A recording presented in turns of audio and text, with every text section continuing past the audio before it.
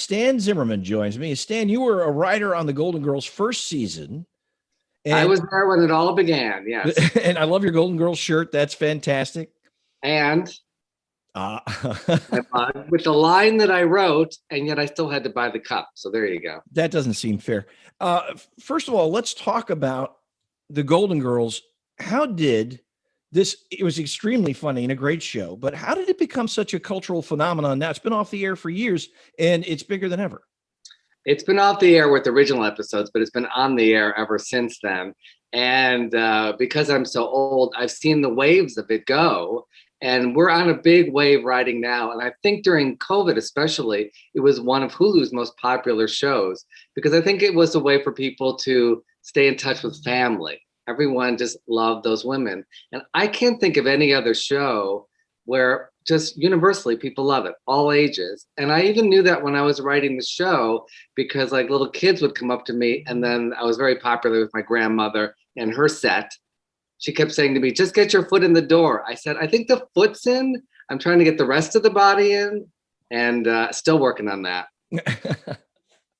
Well, you've got a fun event coming up here at Oscars on the 27th of the month. Tell people a little bit about what's going to be going on. Mayhem. Yes. Golden I think there, of course, it's Oscars. I think there's only a few tickets left, so people have to grab them. I'm hoping that maybe I could come back in June, when it's nice, crisp, and cool in Palm Springs. We're going to show clips. We're going to sing along. We're going to have trivia. Alexander Rodriguez is hosting it, and there'll be a Q&A, so I will answer questions and gossip and share some dirt because I was there and I saw it all, and got to be real buddies with Estelle Getty. So I will always be a Sophia. Well, it was a remarkable cast, and you could relate to every one of them. And I give you great credit for that. The writers who knew how to breathe life into these great characters, and then you had these, incredibly gifted actresses playing them. It's kind of the perfect storm. It was a perfect storm. Susan Harris created a great model. And then as a writer, it's a whole different art to be able to recreate that kind of dialogue. And it was very lucky for us to be on the first season because you're kind of figuring things out.